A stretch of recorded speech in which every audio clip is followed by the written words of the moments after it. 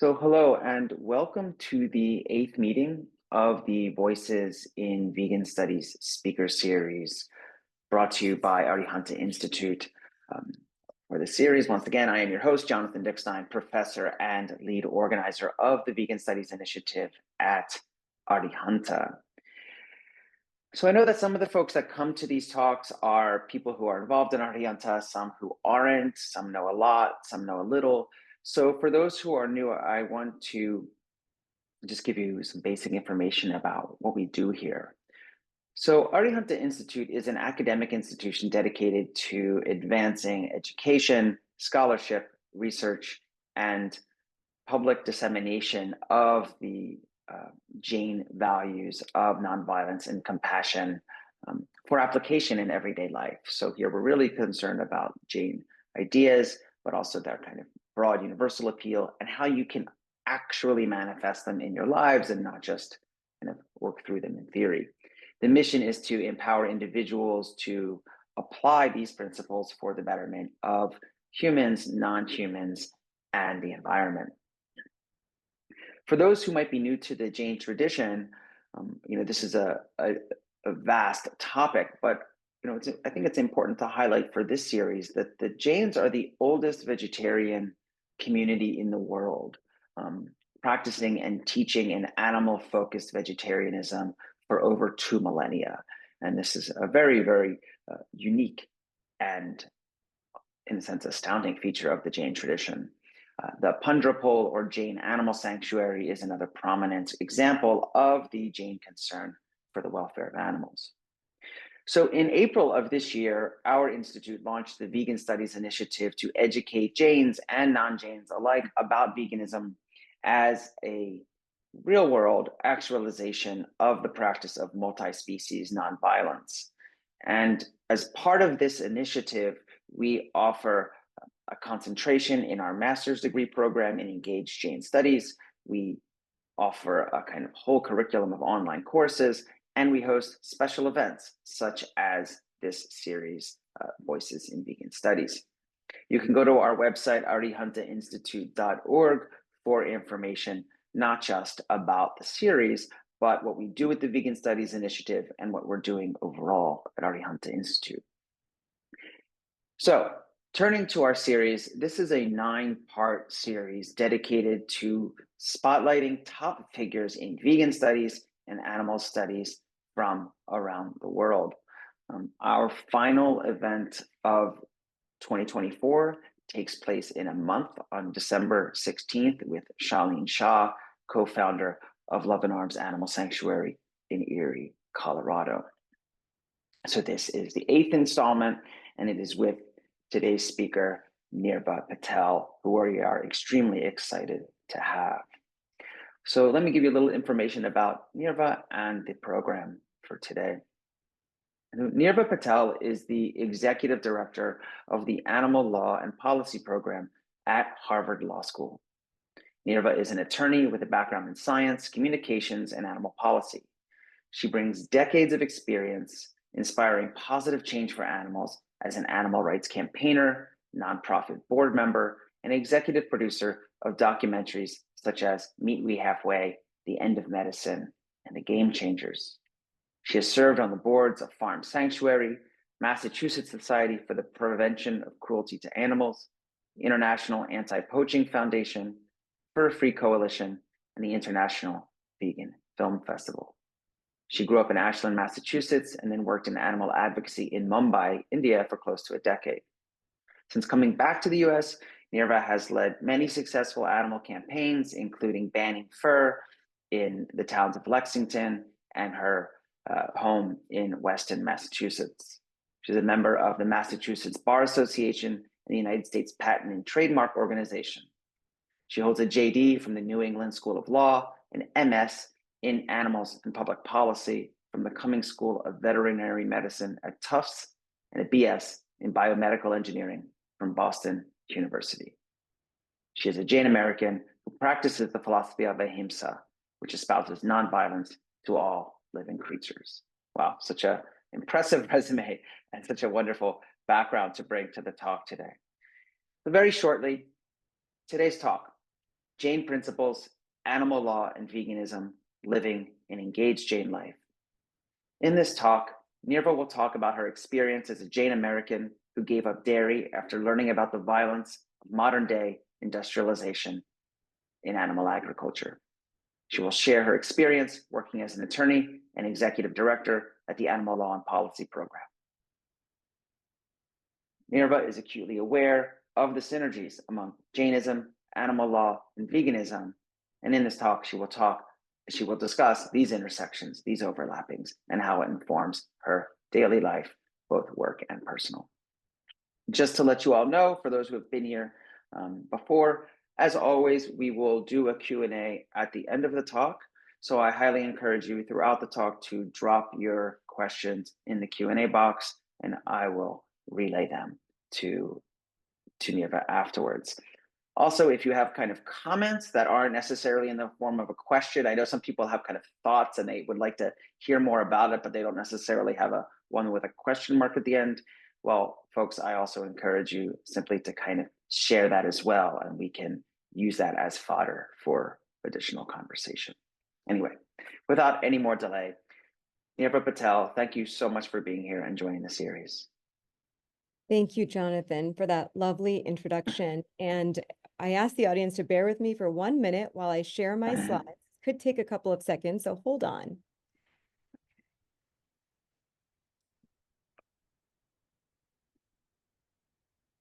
Okay, now this should work.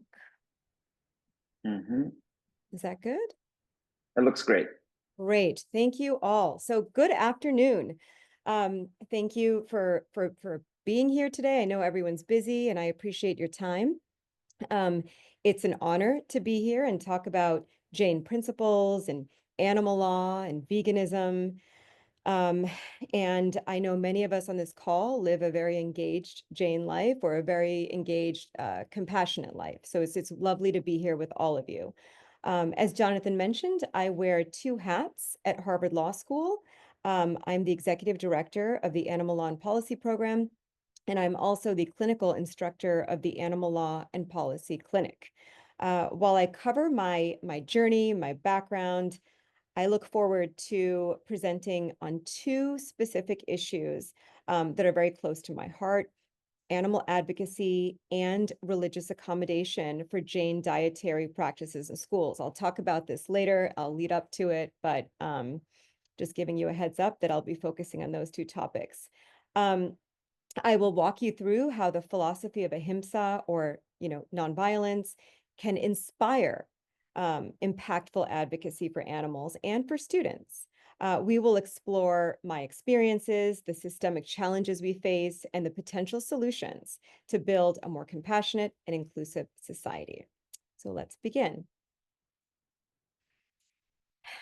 Jainism's principles of ahimsa: live and allow others to live, hurt no one, life is dear to all living beings, is a central theme to my life.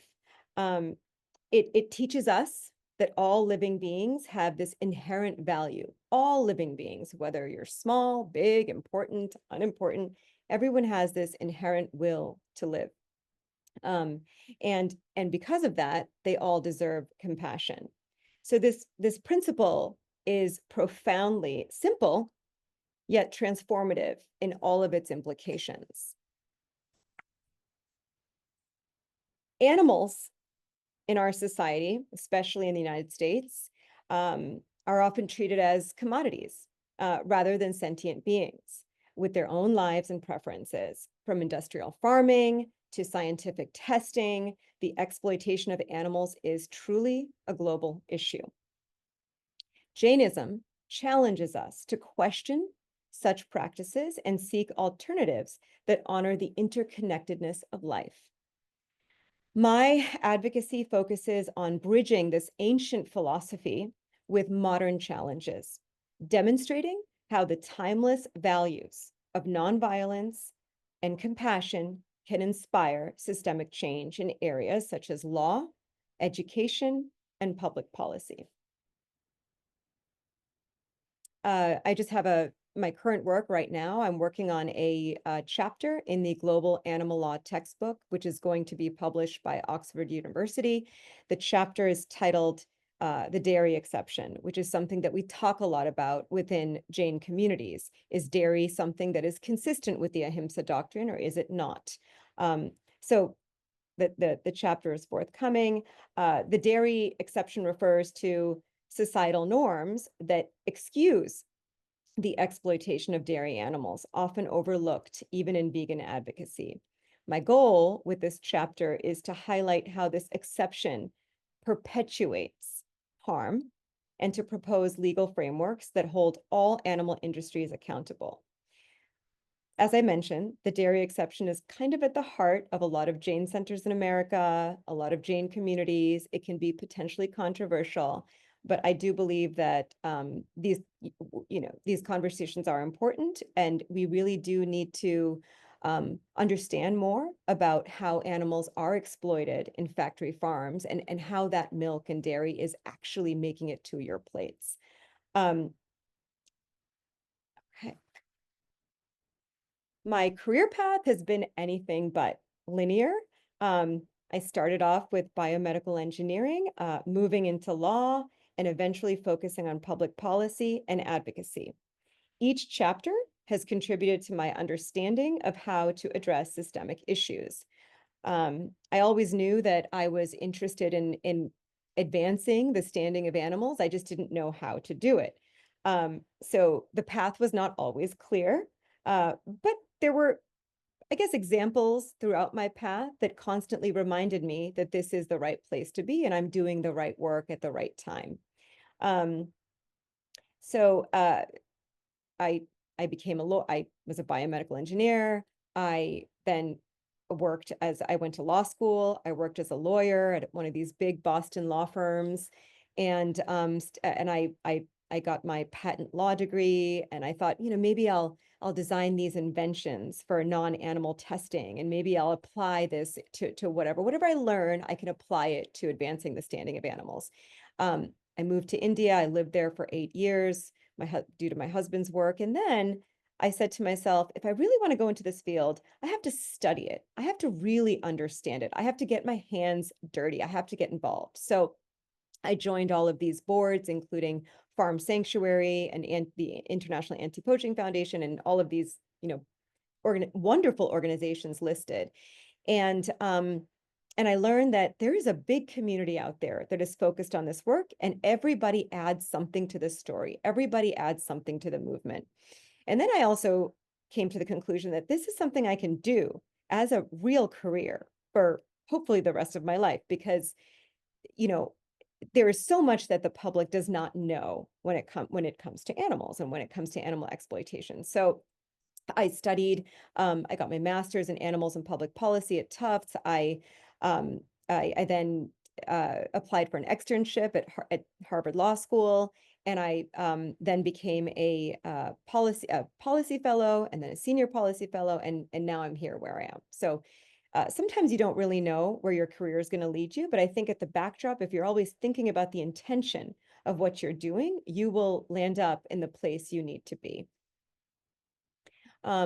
So living in Mumbai for 8 years was a formative period in my life. The challenges of getting groceries for the kids, or, for the family, and then, seeing what you see here in these pictures was absolutely, disturbing to see. India is, a rapidly growing economy, as we all know. And at that time, when I think we moved in 2006, I was just witnessing with my own eyes this shift of, in India, this place of so much tradition, so much value, so many ancient ways of doing things, but looking towards the West, wanting to do everything the way the Europeans do it or the Americans do it. There was talk about setting up and I think that it did happen eventually, a factory farm in Pune, and people just consuming more meat than they had ever consumed before. So it was very odd to see this culture that had everything right, I guess, to begin with. I mean, I come from a state that is a vegetarian state in Gujarat, and they had so many of these principles of nonviolence, but they were moving in a different direction. And so you could really see this kind of push and pull um, when it concerned animals. And there's a picture here of a Mara Sahib that, visited Mumbai, and I was invited by a friend of mine, and she said, just come, there, Mara Sahib's coming to talk about the dairy industry. And I was shocked because no one really talked about the dairy, the dairy exception in Mumbai. It was kind of hushed up. And this Mara Sahib, Labri Sagar, basically put up an entire presentation on a screen in a very kind of influential Jain community building right on, I think it was like Chopati, like right there. And he talked very unapologetically about what is happening to animals, how they're being discarded, how they're being treated, how they're being just completely exploited and hurt, all in the interest of ghee and butter and yogurt. And he spoke directly to the Jain community, and he said, do you know that this is happening? And if you do, you really need to take a stand, and this is taking a stand against dairy is consistent with the Jain philosophy. As hard as it is, as hard as our habits are, it is a violent practice. So I remember just kind of experiencing all of these interactions in India. I also went to the PETA was just starting out in India. They had a small little office. I think I was out in Bandra, and they were trying to engage the Bollywood community to to advocate for animals as well. So so that was quite something to see. But you do see India moving towards something. So we're at this kind of pivotal point where we can intercept, we can have conversations with policymakers to interrupt this rapid move towards industrial farming. So I always, when I give a talk, I like to share a very touching story. It is, a very sad story. But when I heard this story, I decided I am never, ever consuming dairy again. I think it's different for everybody. Everyone has that story or that moment or that, influence. And this was mine. So there is a veterinarian, Dr. Holly Cheever. She's, went to Harvard and Cornell and, very, very well known in upstate New York. And she was the vet in the area that was called for everything, that was an emergency or something that people just couldn't figure out. And she got a call one day by a farmer who had a farm just like what you see in these pictures, very, very beautiful, lots of land, not a factory farm, but like one of those so-called nice farms. And the farmer said, Dr. Cheever, I don't know what's going on. My cow just had a baby, but she has no milk, absolutely no milk. And Dr. Cheever said, well, check her vitals, check her this. I'm sure, she'll be fine. She'll give you milk. Day goes by, another day goes by. And every day the cow goes out into the pasture, roams around, comes back at night to be milked by, machines and people, and absolutely no milk. And so the farmer said, Dr. Cheever, you got to come down here. You got to inspect this cow. I don't know what's going on.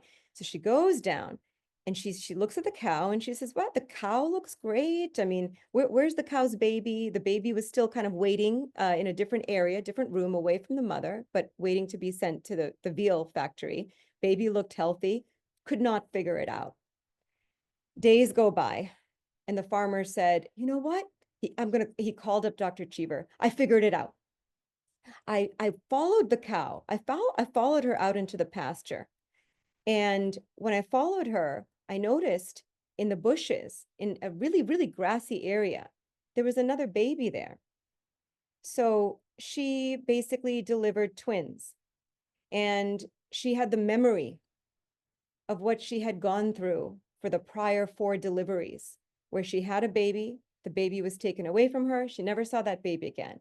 But this time, she had twins, and she took one of those babies and she hid her, and she delivered the other baby to the farmer. And it's a very, very sad story. It's very, and so Dr. Cheever said, please save that baby.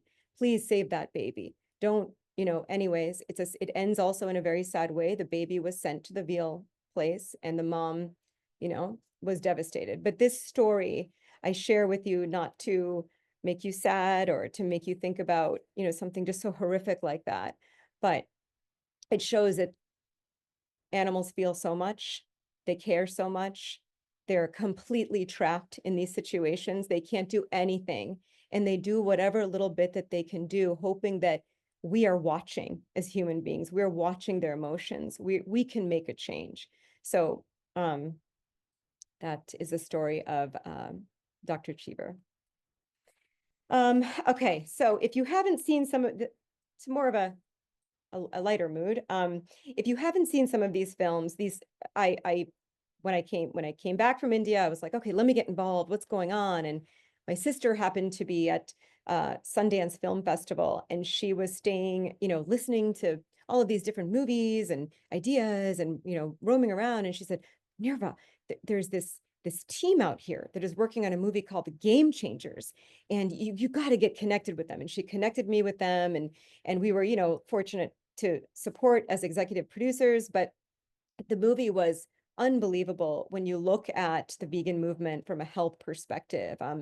Jainism teaches us to be kind not only to animals, to all living beings, but to ourselves, right?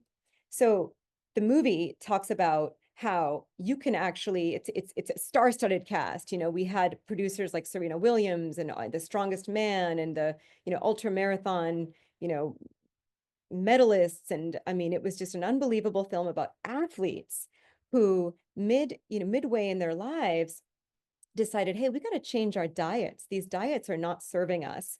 And when we get injured, we can't bounce back so quickly because it's our food, it's stopping us. So the movie is all about how if you fuel yourself with the right foods, you can actually lead a very healthy and pretty competitive life.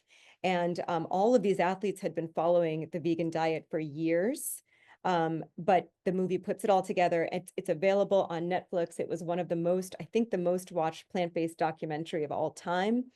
And at the very end of the documentary, there is a bit about compassion towards animals, where we hear from Damien Monder, who is the CEO or executive director of Akashinga, which used to be the International Anti-Poaching Foundation. And he works on the ground in Zimbabwe and helps, train local rangers.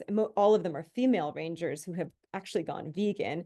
And these female rangers protect animals. And he had this kind of, he talks about it in the film, like, I was eating meat, but I was saving all these animals. And I had to have this conversation with myself that this wasn't a consistent philosophy. So he changed his philosophy and is doing incredible things. So I strongly encourage you to watch some of these movies. I know some of them are really hard to see, but they're pretty profound and impactful.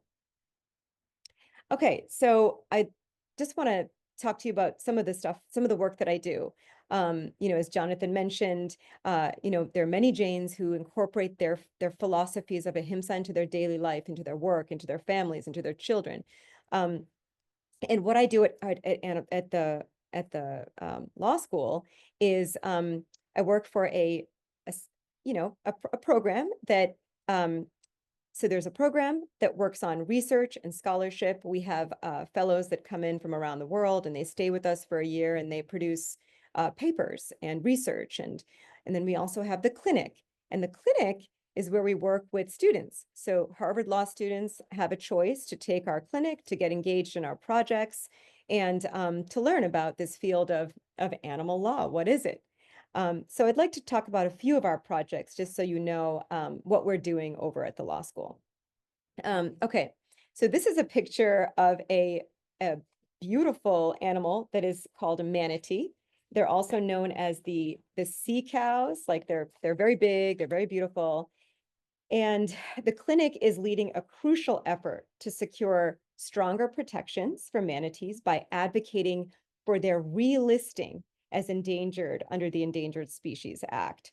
So manatees face several threats, including habitat destruction, water pollution, boat strikes, which have caused hundreds, I think it was 2,000 over 2 years of manatees to just die.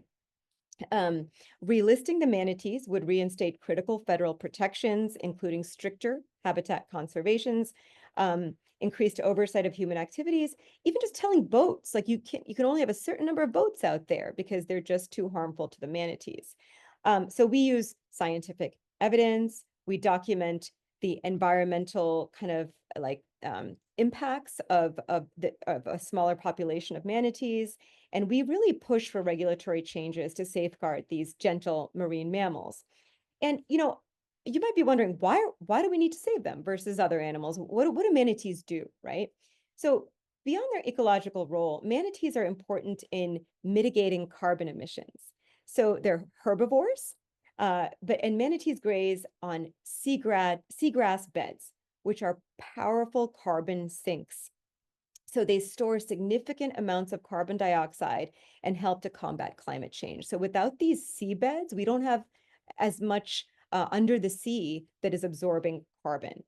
So a healthy manatee population contributes to the maintenance of seagrass ecosystems by preventing overgrowth, which can lead to dead zones and diminished carbon storage capacity. I think I have some nice, yeah, so these are some pictures. You can see how that's how they eat the grass, and they're extremely vital to carbon absorption. And you can see on the left, I mean, yeah, the left here, the scars that the manatees suffer, the pollution that can happen, that can impact their skin. But, from a Jain perspective, whether they're helping the environment or carbon emissions, they have their own inherent value too. So it's important to remember that. But we are working very hard to relist them as an endangered species. Okay, this is another, and I warn you that some of these pictures can be a little graphic, but this is a picture of 3 owls that have died from rodenticides. So the Harvard Animal Law and Policy Clinic is actively addressing the widespread and often overlooked dangers of rodenticides. So what are rodenticides? Rodenticides is rat poisoning. So there was a whole set of first generation rodenticides, which were used in this country for many years. And what has happened is the animals, the rats, have become immune to those rat poisons. So now we have a second generation of, they're called escars, of rat poisoning. And the second generation is so lethal, so deadly, that when a rat eats this poison, it takes a few days for the rats to die. So they die slowly. But if you're a predator, like a hawk or an eagle or an owl, and you see that rat, that's your prey, that's your food.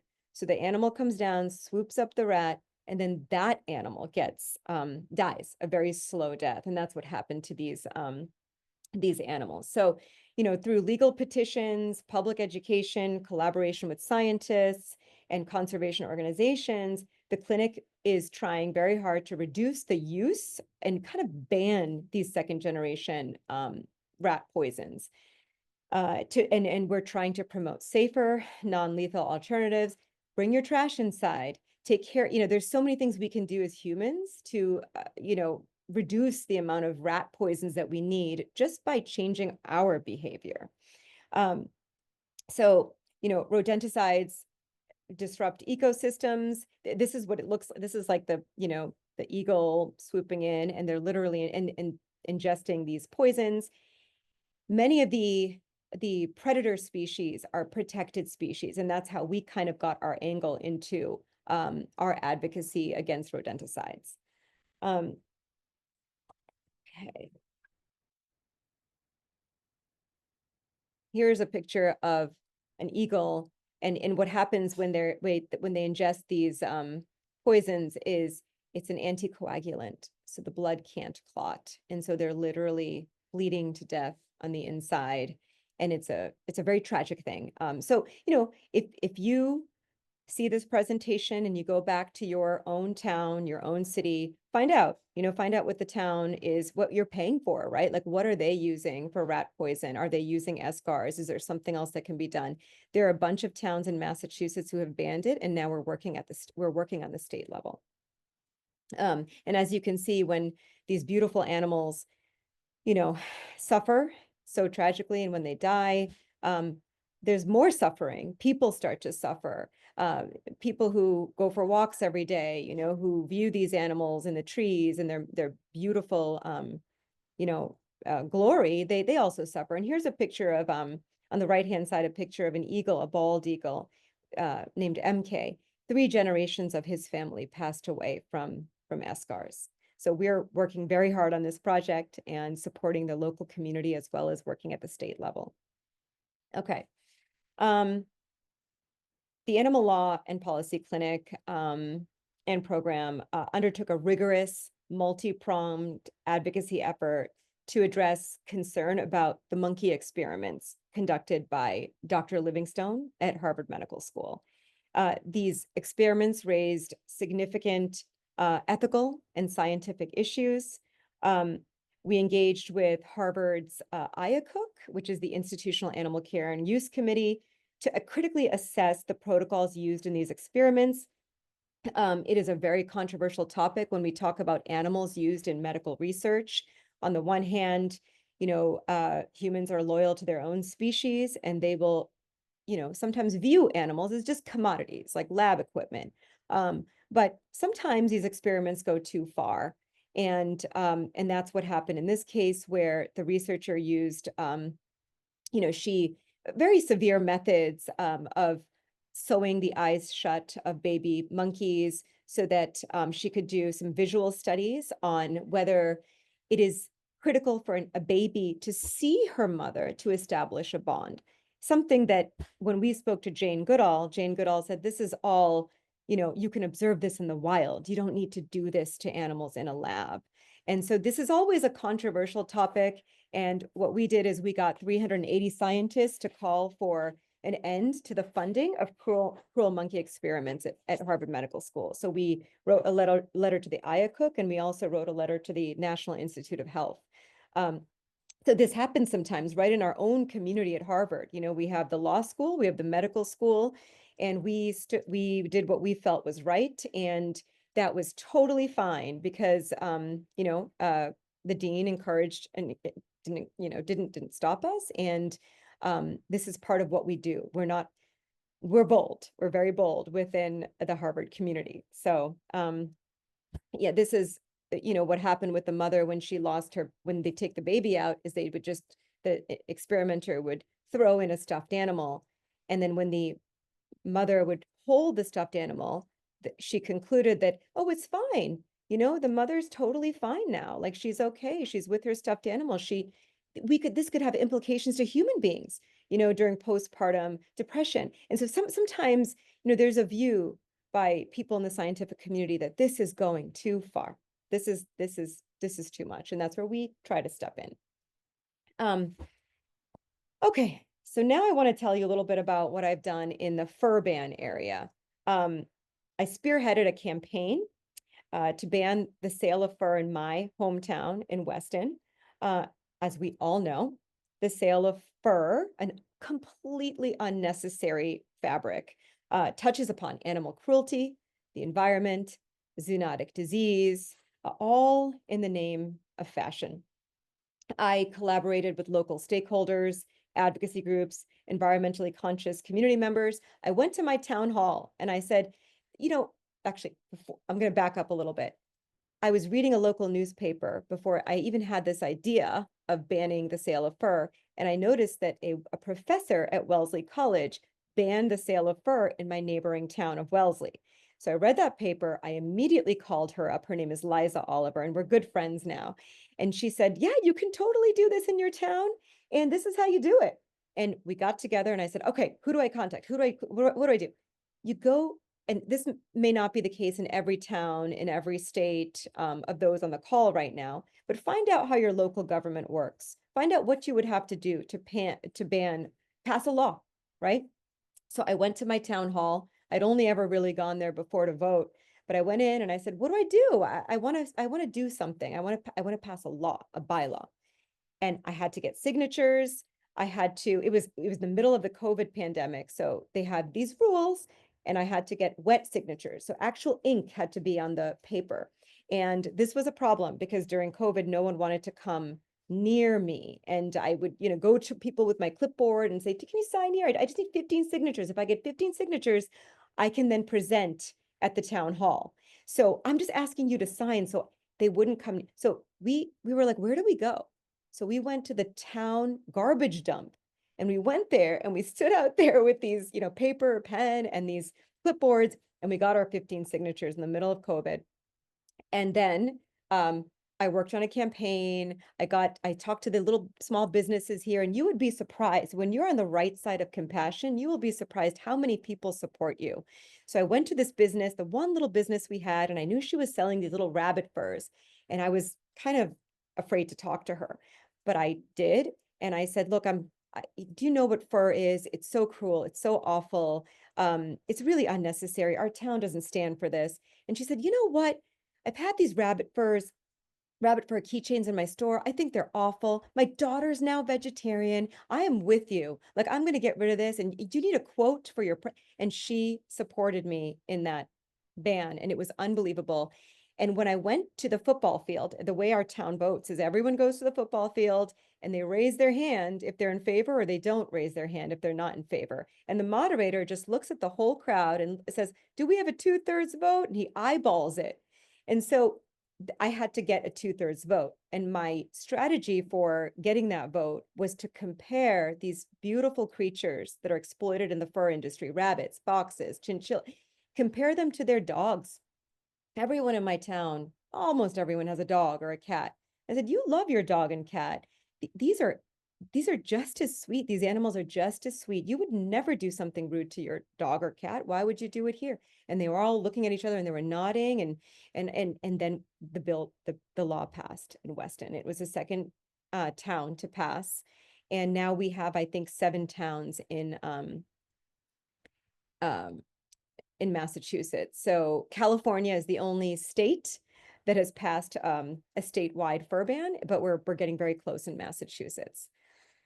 And this is just a slide of the environmental impact of, there's the animal welfare aspect, but also, just there's so much. It says the climate change impact of 1 kilogram of fur is at least 5 times higher than the highest scoring textile, which is wool, due to the production of animal feed and manure emissions. So again, we have so many industries that are kind of obsolete, and we can do something about them if you take action in your own town.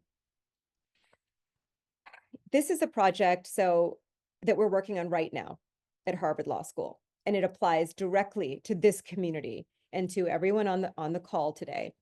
So as you know, vegan Jains, Hindus, Sikhs, Buddhists, all follow the doctrine of ahimsa. And that doctrine really speaks to what we eat, right? So as Jonathan mentioned, Jainism is one of the oldest groups that has followed a diet that is linked to compassion, a vegetarian diet or a vegan diet. So, we do not consume animals, honey, gelatin, we don't wear pearls, silk, anything that has caused so much harm to create, we stay away from. And that extends to our food. Now, there's also in the United States a national school lunch program. So any publicly funded institution must follow US constitutional law. So like public schools have to provide free lunch or very inexpensive lunch to all public school students. Now, what is that lunch, right? What if you are someone who does not eat meat and you go to your cafeteria and you're like, I cannot eat anything here. This is like my one big meal during the day. I have to go to sports after, I have to study, and there's nothing I can eat here. What happens to you, right? You have to make a choice. You have to say, do I follow my religion or do I eat? And we are very firm in the belief that that is unfair treatment to all students of dharmic philosophies. You should not have to choose between your religion and eating. So what we're doing is we're examining the National School Lunch Program, and we are planning to talk to people who are victims of this, talk to students. We've already talked to, we're talking to Jain centers, we're talking to anybody who will talk to us about their experience.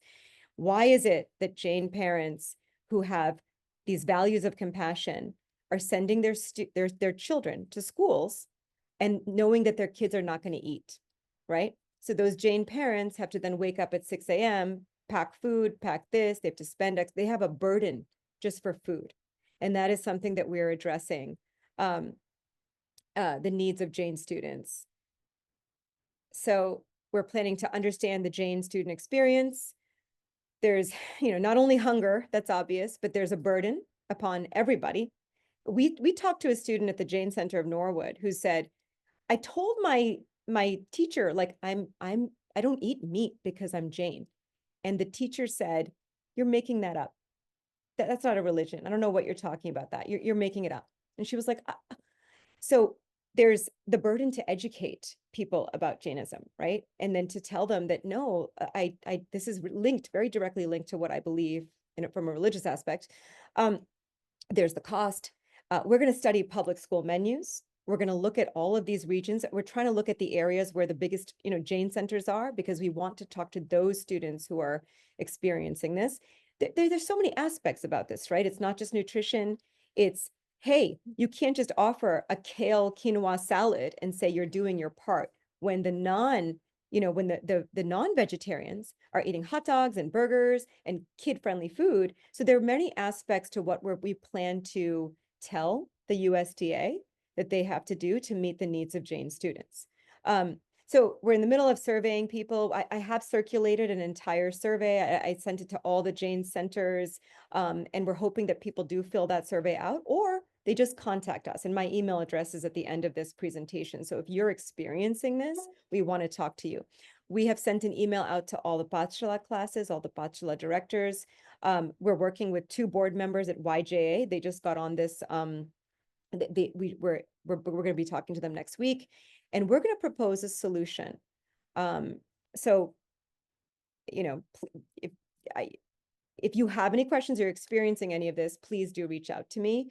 Like I said, our broad goals for the Jain community are to do, support Jain students who are going to school and have to make a choice, educate schools about Jain dietary beliefs, and support a vegan option at all the schools across America. And I say vegan because vegan and with no root vegetables, because if you have a common, lowest common denominator of all the different interpretations of Jainism, that diet would be a solution to everybody.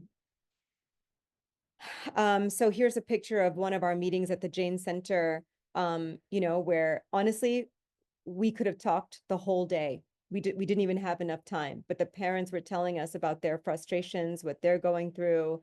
And, we're combining this project with the Religious Freedom Clinic at Harvard Law School, which is led by Josh McDaniel. And when I approached Josh McDaniel, I said, do you know this is happening to the Jain community? He was like, I've been waiting for this community to talk to me. He represents so many clients from so many different religious groups, but he has never really heard from the Dharmic community. So this is going to be a fairly big project with potentially huge impact and real impact, to students who are suffering every single day across America. What happens if we do not support this project? Jain students will continue to be hungry at school. They'll be tired, unable to focus on academics, sports. They may make compromises to religion. They might start eating meat or eggs or honey. They may lose their faith or lose hope because no one's with them on this, right? Like, we need to do this. There's more stress on parents, students who have to wake up early to make food. Some students even get bullied for bringing Indian food or food from home. So some of the students told us that. They said, we don't want to bring in any food because it's kind of embarrassing. So we'd rather just starve. Without the education of Jain values, we're at a risk of, cross-contamination because, people don't know that we lard in oil, and that's that. So we do have to do quite a bit to get people on board, and we're working on that. So I just also want to share that the Harvard Animal Law and Policy Clinic it's a self-funded clinic. So all of the projects that we do, we have to raise the funds for. So this is not a development pitch, but it's something that the more that we have support with, the more that we can do to make a difference in people's lives. So advocacy, whether for animals or people, requires empathy, persistence, collaboration. Today, I've shared stories and strategies that highlight the power of these values in action. And together, we can honor the principles of ahimsa, and we can really create a world that is kinder, fairer, and more inclusive. So thank you for your time. Thank you, Jonathan. Thank you, Arihanta Institute, for having me. And my email address is right there. Please feel free to reach out to me. I appreciate your time. Well, thank you so much. Just such a diversity of current initiatives, interests, groups, identities, background affiliations. It really seems like you've had such a wealth of experience across so many aspects of the animal movement, environmental movement, legal issues, personal stories, and so on, which I think is unique and really situates you to speak to so many people and connect with them. And your way of delivering the material is just so impactful. So just thank you so much for coming. And I know we all feel fortunate to hear your story and then also hear from your wisdom and your knowledge and your insights of how to move forward. So I always, in these talks, I always have like my questions, and I try to keep them to the side for the moment because we have some really great questions that have come in thus far.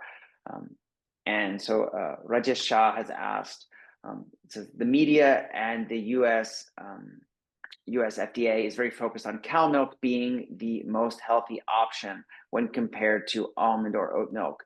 What is your stance on alternatives to cow milk for humans? And yeah, so I guess what's your feeling about these kind of alternative milks, cow milks, and whether it's a Jain question, non-Jain question? Sure, sure.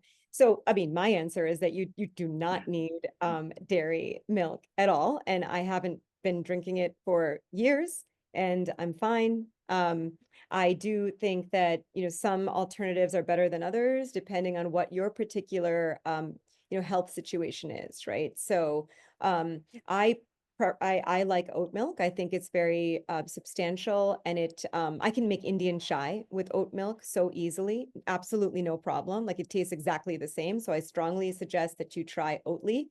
My daughter loves almond milk with her cereal. She just loves that, and she loves soy milk for baking. So we are open to all different alternatives. I know the FDA has a lot of support through all of their programs, including the SNAP system. And so we're going to be working on educating the FDA, the USDA on milk. And I think people have already begun to do that. I just hope they will listen to us. It's funny. I think, and you'll see this in the Game Changers, I think they cover this there. The incidence of osteoporosis in this country, a country that is one of the highest consumers of milk, is very high. It's almost like linear, so we need to take a look at that, right? Most milks are fortified with calcium and vitamin D, and you can just as easily fortify non-dairy milks with those, vitamins and minerals. There are nutritionists such as Dr. Greger who have books on how to get calcium and how to get vitamin D from vegetables. So I think we need to kind of demystify and debunk milk a little bit and just try it for yourself. Like, even if the whole world doesn't agree with you, just try it for yourself and see how you feel. And I think that's a really good point. And we were dealing at Arihanta with a recent class with Dr. Jan Dukiewicz and talking about food systems and milk, and also saying how so much of the resistance to milk is we have cultural reasons and habitual reasons, but also just the fact in which it's presented in our daily lives as default. And that when we just look at consumer practices, so much of what consumers do is just default. Like having people pay more, having to say something at the counter or choose differently just becomes a hurdle. And so I think some of it is very much right about dairy itself, but often it's that systems are in place that just make you have to do that additional daily habitual labor of going against the grain, being different, asking for something else. And right, if you had a place that made chais and coffees and the default was oat and you didn't tell anybody about it, because, right, Yeah. oat also checks the boxes across the board when it comes to cost, access, Yeah. environmental impact, I Yes. think we really would see a difference. So it's Yeah. not just about that, Yeah. it's just how consumer behavior. You're absolutely right, Jonathan. Like these default systems, like try to just go default and you'll be fine with milk. And I think that from the Indian perspective, like there was a lot of funding, a lot of push. Even Bollywood was behind the whole, white revolution of milk. And so you have to understand that a lot of our decisions are based on marketing. So detangle yourself, distance yourself from that and try it for yourself, but I think you'll be pretty surprised that the alternatives are fine. Wonderful. So another attendee states that thank you so much for an inspiring presentation. It seems like law and policy are powerful ways to get involved in advocacy. What advice do you have for people who are thinking about careers in law and would like to follow a career path that allows them to engage in real change in these areas? Sure. So if you're thinking about a path in law, you know, there are a few schools that have programs that focus on animal law and policy. You have to just seek them out. So Harvard, we have something, Yale has something. But if you don't go to those schools or you're live too far from any one of those schools, there is Lewis and Clark, and they have, their own programs. Arihanta Institute, I think, you have some courses on maybe legal policy and law and animals. So you have to kind of like seek them out. There aren't many options, but uh, stay true to your intentions because you'll be surprised what you come across. But I think, the legal path to implementing change for animals is probably one of the most powerful. There's also the Animal Legal Defense Fund, right, and other groups that people can get also involved with, right? There's a difference between becoming a lawyer and getting involved in Right. legal groups where you can do great work for them. Yeah, right. Um, so that's great. So great. I think a number of the questions that will come in later too is, and this is, I think, one of the challenges, but also benefits of this series is people want to know, engage Jainism, engage animal advocacy, how to get involved, what can I do? So I think we'll return to that. The next question is from Paul, who asks, Florida is in a state of emergency for the wild animals since Amendment 2 passed. It's a forever hunting amendment permitting all forms of hunting, trapping, etc., bypassing all of the conservation and protection efforts we've made. I've been working towards making Florida a vegan state by 2030. Good luck, Paul. This is going to impair our work. If I prevent a hunter from a kill, I will be arrested and jailed for a federal offense. What are we to do about something like this? Yeah, and Paul, I commend you for all of your work and everything you have done. I am aware of Amendment 2. I have a cousin who lives out in Florida who is working on this exact same issue. And it's a tough one. I think a lot of us feel this, in the vegan movement, that we're just a couple of people or a small group, and we're trying to make really big change that will impact so many people. But there's this like monopoly of ideas and opinions and rights that people feel that they have that are in direct opposition to us. And I think um, instead of focusing so much on the end goal, just focus on the wins you've had so far. Okay, because it will keep you moving towards more incremental wins and being an inspiration to people around you. Can you move? You can't move from Florida, but I'm sorry. I am aware of Amendment 2, and it's deeply disappointing. Yes, it seems like an already uphill battle down there, and this doesn't seem to be kind of a movement right in any positive direction, at least just yet. So Hope Bohenick, also a well-known figure in the animal movement, asks, do you have any concerns about the current governmental shift and how it will affect the legal advancement of animal and environmental issues? How do you think this will affect your own work? And will legal advocacy need to change in some way? I knew I'd be getting this question. And a great question, Hope.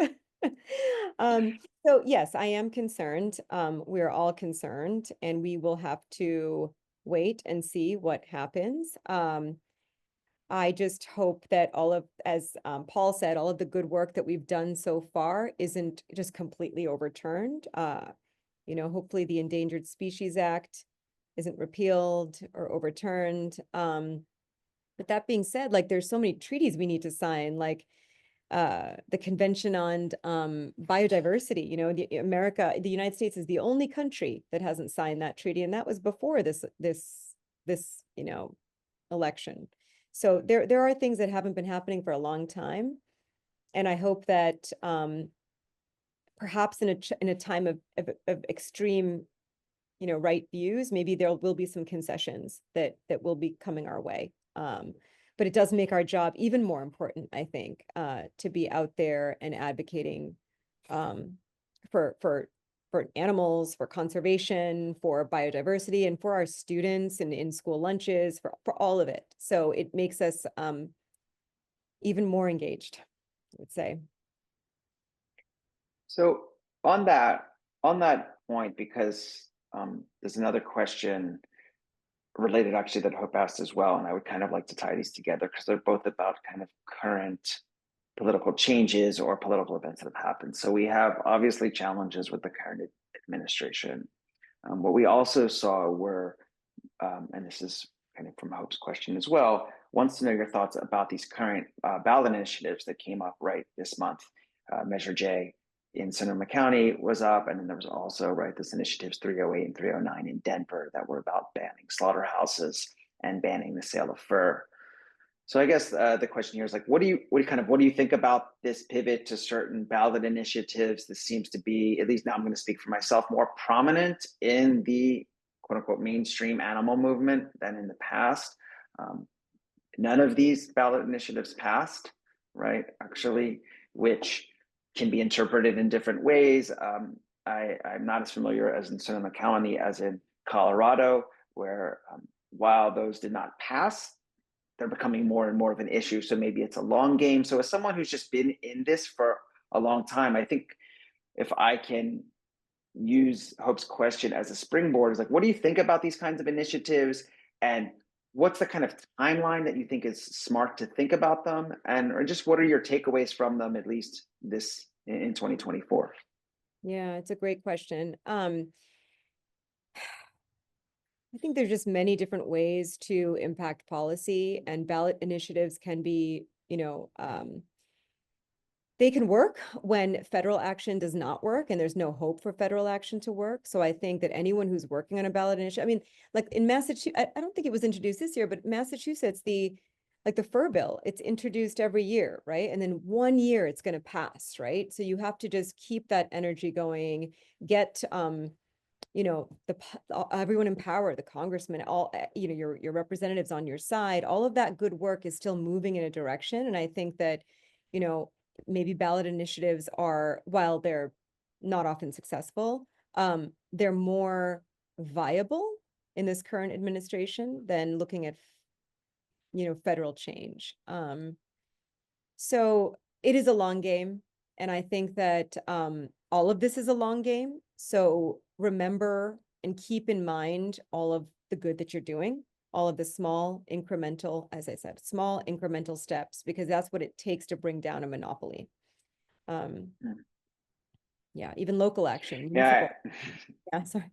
Yeah, and I think that's a good thing to think about. I mean, the incremental kind of reality of most changes is just a tough pill to swallow when you see images that you show or that other people have shown, and the urgency and the magnitude, right? Just then convincing individuals that it's kind of like level of patience based in the way that social change happens, and social change around an issue that is perhaps more entrenched than any other kind of social justice issue.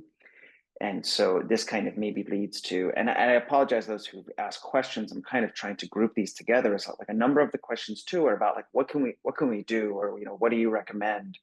And I think what you're alluding to, and I want to let you speak about it further, is it seems like really anything locally, small things, whatever you feel drawn to, because there doesn't seem to be some silver bullet kind of like line of advocacy that is necessarily the most impactful what we see as this multi-pronged approach that just takes quite a bit of time.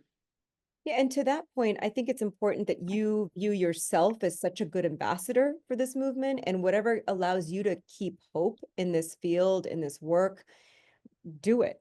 Because the change that you're having in every conversation that, that whether you're talking to your friends, your family, your community, you are slowly turning the tide. So, the means, justify the ends, focus on the journey. Like you're doing a lot. Things are still happening, even if you don't get that bill passed, or the bill has to present itself again in the next Congress. So keep your spirit alive, because it is so important to everyone around you. Even if they don't tell you that, it's extremely important that you maintain your zest for this movement. Great. And so I think as a pivot maybe to these kind of general questions to how they relate to Jainism and specifically your background, because I think that's kind of one of the wonderful aspects of having you here, despite even your Jain background, everything you brought is just that you are also navigating these issues from within a community that for you holds like the keys to a lot of rectification, remedy, and healing for, say, human-animal relations. And our Chris Miller asked the question of what we can do, but also just he wanted to highlight here that really what you're talking about as a form of engaged Jainism that we at Arihanta really like to foreground. That's kind of what we view as one of our goals, is giving people the tools to live engaged Jain lives. So on that note, there are some questions that kind of, I think, pertain particularly to your background and your work and Jainism. So as is also asked here, and you mentioned, there seems to be a concern about dairy within the Jain community, both insofar as you see as your value of ahimsa clearly guiding you to a rethinking of the dairy industry, but there's also a bit of resistance. So I guess I'm not really giving a particular question, but I'm just kind of curious how you see about this terrain, because we encounter it all the time. And I'm just kind of curious, maybe it's from personal experience or pragmatic approaches, but what do you think might be a kind of way through this challenging topic? I think the more that we adopt this view, like the vegan Jain, the more of us that are out there, the more we can show that it's pretty easy to do. It's not hard. You can eat the same foods. I mean, I can make shrikand, I can make siro, I can make chai, I can make all that, and a curry, everything. So if it's the food, that shouldn't be a barrier, right? If it's, you're coming at it from a health perspective, like you need dairy, well, actually, the dairy might be harming you. And there are other sources of calcium. And so I'm trying to kind of understand what the barriers are to actually making the shift, because I think from a philosophical point, from an argumentative, from in a debate, I don't think you can argue that dairy is nonviolent. That's not possible, so then what are the barriers? If you know that it's, you have this faith that promotes compassion, and the Jain faith is just so important in that conversation, but you're holding back from dairy, what are those barriers? And I think that we're still learning about the mindset of the community. We're learning about, what they're drawing upon from historical texts. We're learning about how they identify as Jains, and I think that the more we learn about that, the more we can really dig deep into these conversations. We will one day just be able to identify it. But it is a challenge, and I think that it's important for Jains to be peaceful when we have these conversations with fellow Jains, from both sides, right? Like try to understand the person you're talking to, and don't give up on those conversations, because the animals are suffering so much. It's undeniable. So, I don't know how to, I guess you didn't ask a question, but my thoughts on this terrain is that it's going to last for some time. We're going to have many we should have more scholarship on this, the dairy exception. We should really meet with all of the Jain centers, understand what are the conversations on the ground.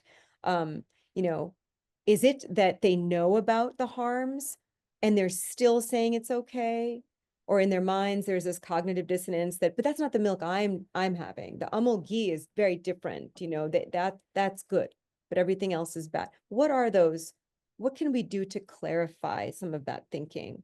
I think it's going to be another long game, but I think we can get there. I think the Jain community can get there, but it will take time. Yeah, I mean, I think what's very unique in the Jain community, and I kind of gestured to it earlier on, or in Jainism, is that not only are Jains the longest enduring vegetarian community in the world, but it's an animal focused, right? It's a harm focused vegetarian. It's not some kind of like something else that isn't based on, which I'm not kind of belittling. I'm just saying that it's not, say, a geographical, topographical, what was available as much, right? It's from its inception a concern about harm, so that when the conversation comes up with Jains, you can immediately talk about violence, and it's in a vernacular that they understand immediately. Children understand, right? Jain children understand immediately. And so this is, there was another question came up that's really this same question about pushback against veganism within Jainism and so in Jain community. And so I think that's what is challenging. And I'm just adding to your point because it's so persistent. It's that there seems to be, I was actually going to say within Hindu and Jain and Buddhist communities as well, but in American kind of secular communities, this idea that, right, well, before, like there was some other time where the dairy industry wasn't industrialized and hence, and certain forms of harm didn't exist. But as you well know, like regardless of the conclusions of that conversation, we don't live in that time.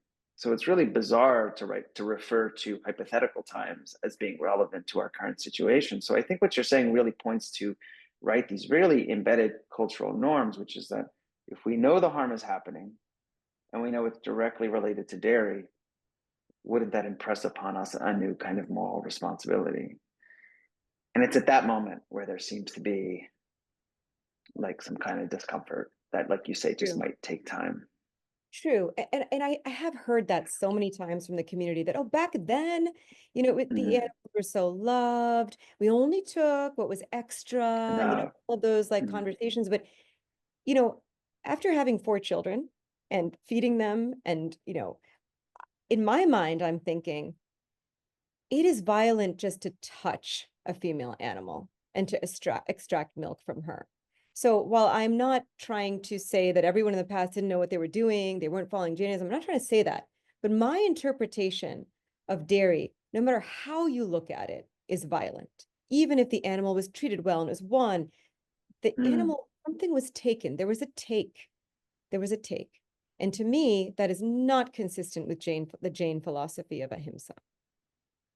And not to mention asteya, not to mention aparigraha, right? We have also vows against theft, about taking things that aren't been given, or being greedy and possessing things that are unnecessary, right? It's kind of in my own work, I like to say sometimes that we're not just talking about, we can do the nonviolence talk all the time, but if we actually really want to support that, we also have vows against theft and vows against taking things we don't need. So anyway, as always, a robust topic and one that will need further conversation. So another question here is, I guess within the Jain community outside is, we talked a little bit about law, but a question here is, are there any legal provisions for animal protection that the vegan community, I think just people, kind of lay people, can take advantage of immediately?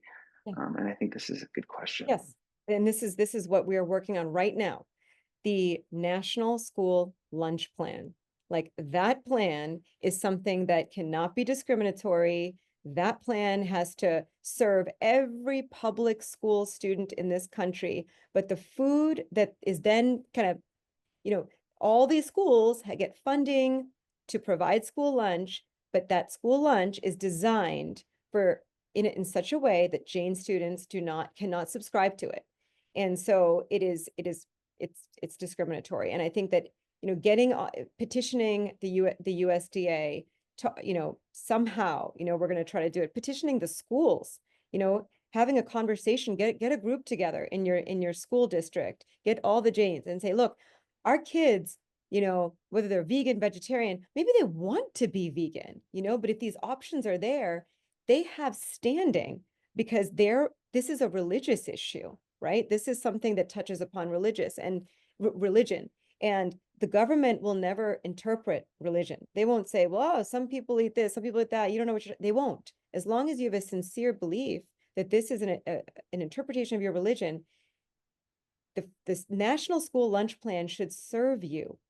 So it's such a powerful argument. And it's an argument where you don't even have to talk about the environment and health and all these other hundreds of reasons for providing more plant-based meals in school. Just have to talk about religion. And this is the group, the Jains do it. So, I think there is stuff we can do right now. Yeah, I think you're absolutely right. And I think this is a point that maybe we haven't that we animal movement emphasized enough is there seems to be ways individuals kind of want to know, like, what can I do? And it often requires them to like change in ways that either they don't jibe with well or know a lot about. But there's things, right, locally. Do you have kids? Do you have a school? Are you working in a local community? You have all these legal provisions and kind of precedents, right, at your disposal to go to your town hall or go to your school, like you said, and have solid ground to stand on. You really do. I mean, any publicly funded job, whether you're working for the government, whether you're in a, I don't know, there are many Jains in prison, but these are the rights you have because our federal tax-paying dollars support these programs.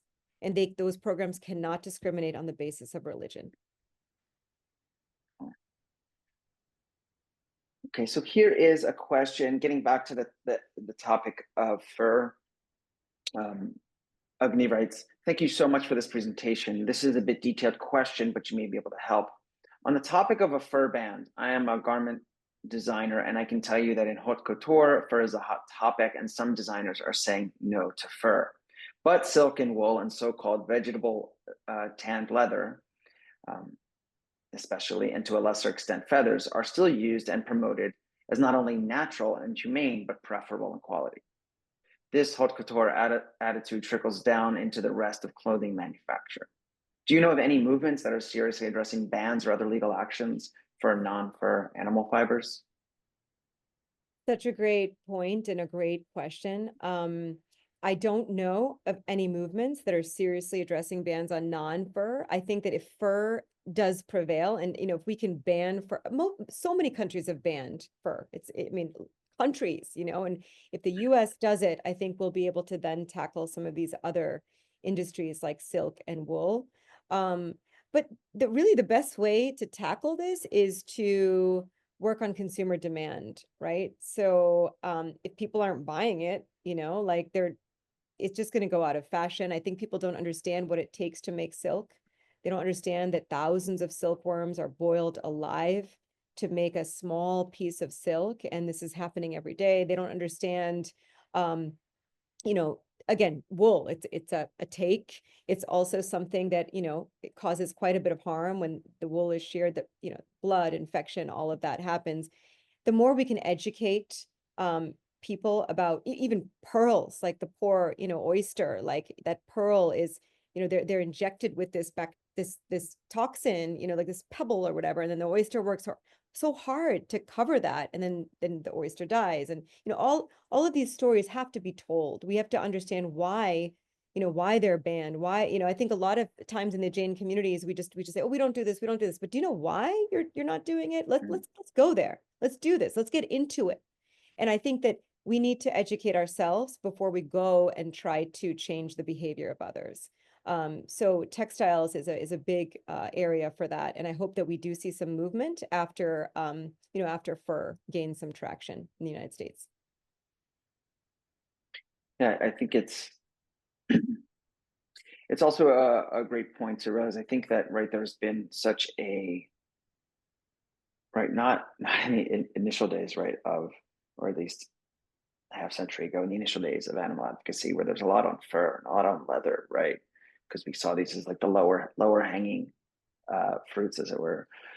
And then like much of the emphasis has shifted towards food and so on. But I think, as was recently discussed in a different venue at Hunter, we're talking about how it actually is also a misnomer to think about things as byproducts, right? Like something leather is a byproduct of the meat industry, or some other thing, or kind of like organs of animals that are used, or things that are used for cosmetics as byproducts, because they're not byproducts. They're direct products of these industries. Actually, their only viability is through the efficiency of them, and much of that has to do with using these animals. So it was kind of very interesting, just to give kind of a note, is that this notion, right, of this kind of throwback time that we used to do things to animals well, or relationships. One of our professors was saying is that people always talk about using the whole animal, right? They used to use the whole animal, and this is somehow indicative of respect.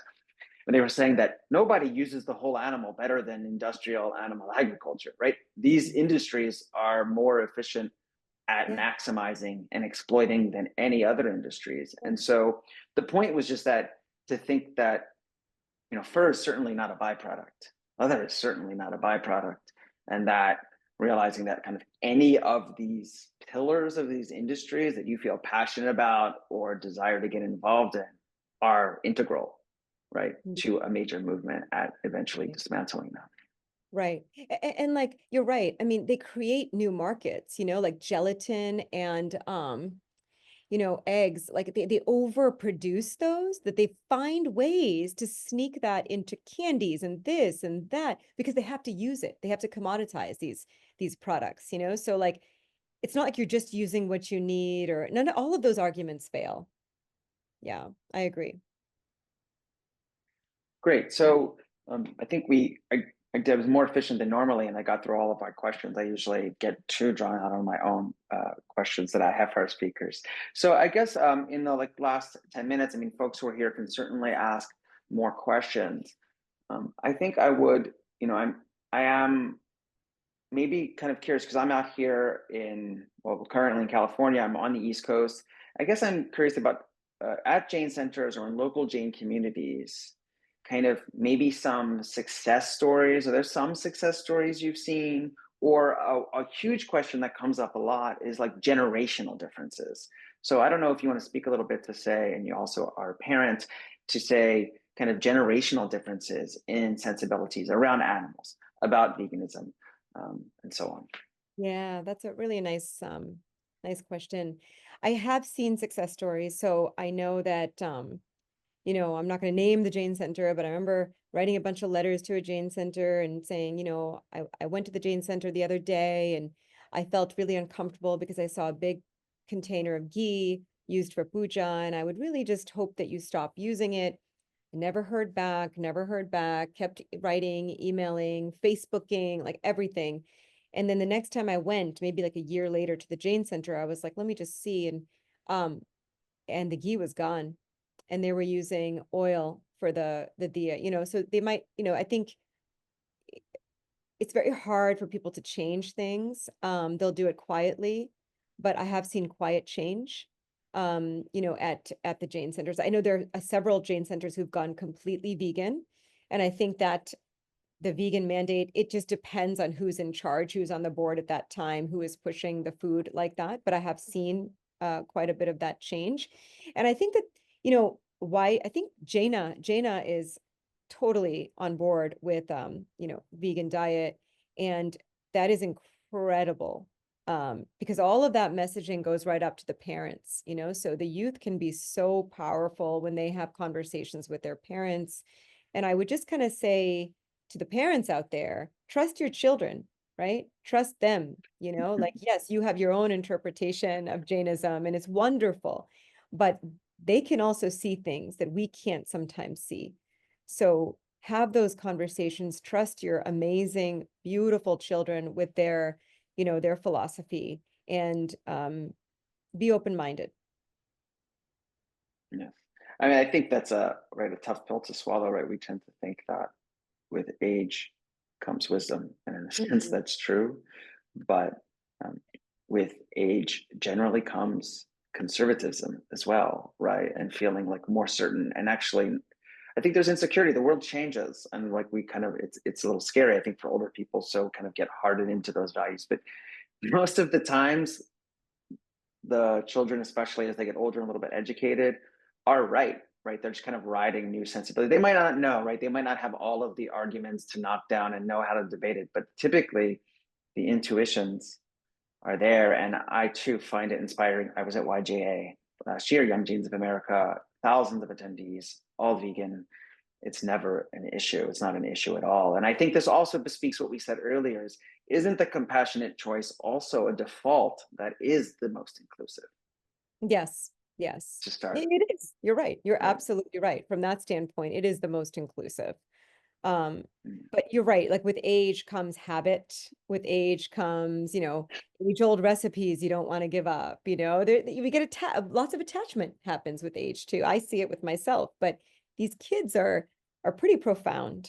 So yeah, Yeah. trust them. And we've touched on all of our A's of our ahimsa, asteya, aparigraha, but like our anikantavada, right? Our kind of like not being one-sided, listen to the viewpoints of younger generations, see where they're coming from, right? And it might be that Jainism for the 21st century is actually coming from the Jain youth who are seeing, right, how to navigate and integrate Right. those Jain Right. values in contemporary circumstances. Right. So we have a couple other comments that came in. So another question was, I think, a more medical question. So we talked, we also had Dr. Pritesh Mutta here talking a bit about Jain medicine and diet and veganism. But what do we maybe want to say about, say, Ayurveda or traditional Indian diet and medicine and their promotion of dairy products, right? So the question here is, how do you reconcile Ayurveda with vegan Jainism? And so what would you say to that kind of traditional diet and medical uses of dairy and veganism?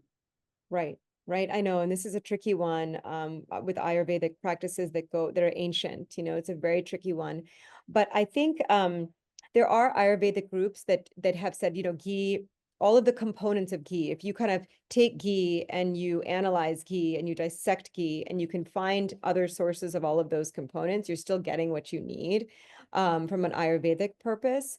But I'm not an expert on nutrition. I'm not an expert on Ayurveda, but I think that, one of my barriers to really fully embracing Ayurveda is the use of so much dairy and ghee. I'll take everything else, but the ghee and the dairy, I just find, has led to so much, so much health problems. Like I was actually talking to the kids the other day and I was like, we're Gujarati, the Gujarati diet is unbelievable if it wasn't for all the ghee that's in there. So if you can have the same recipes, but you have a plant-based option for all that ghee, well, then it's perfect, So I think we can tailor some of these diets. And I'm hoping that Ayurveda, I know there are some interpretations of Ayurveda that do not fully rely on ghee, and I've seen those. So I would encourage you to at least give it a look, give it a try. I think what's also extremely, very relevant is, as someone who's also studied a bit of ancient texts on Ayurveda, specifically in relationship to diet, is that Ayurveda also prescribes meat in numerous situations, especially for mental illness and other specific illnesses. And I think what's important that comes out in some of the secondary literature on Ayurveda is that it's not a moral system, as we would understand. It's not actually, it's concerned with patients. It's concerned with physical health. And while the texts tend to extol vegetarianism, Right. they actually talk about broths made with meat. They actually prescribe meat. And so I think it's important to understand that, right, Jainism there's the kind of no amoral Jainism. And I'm not trying to speak for Jainism here, but I feel like the fundamental principles and ways are already talking about not just our physical health, but how we should treat others. True. And so I think a Jain Ayurveda, right, would take issue with any prescriptions that involve immense harm to these 2 sensed and above the organisms that it's so concerned with. I think that was explained very well, Jonathan. Yeah, very articulate. Yeah, I agree. Okay. Well, I just, we're approaching the end, and I just want to end by saying it's such a pleasure to have you here. And I just want to say, even just hearing about what you've been involved in before you even talk about your viewpoints and where you think we can go forward, I think it's just an inspiration to show people the diversity of avenues they have to work for animals and do so in a creative way, a collaborative way. And like I always want to emphasize, in ways that aren't just sometimes draining, right? These kind of draining energies, but ones that are proactive, productive, community oriented. And I think anyone that just looks at what you do is immediately inspired. And I am one of those who are Oh, well, immediately thank inspired. you. That's so sweet. Thank you. So is there anything else you'd like to end on? Or do you think No, I we've, just want to thank everyone. Thank you, Jonathan, Chris, everyone at Arihanta Institute. Praveen Uncle I saw was on there. And thank you all, for everything that you're doing. Hope, everyone who was chiming in, and everyone who attended today, and all the people who will watch this in the future. I really appreciate your time. And Jay Janendra. yes, wonderful. So yes, thank you all for being here in the Voices in Vegan Studies speaker series. We have one more event in 2024 on December 16th with Charlene Shah from Love and Arms Animal Sanctuary, our final talk, and once again with a Jain American also doing a different kind of work, but extremely powerful work in Colorado. So I also want to echo that sentiment to everyone. Jai Jinindra, thank you all for being here, and hopefully we see you in a month's time. Bye now.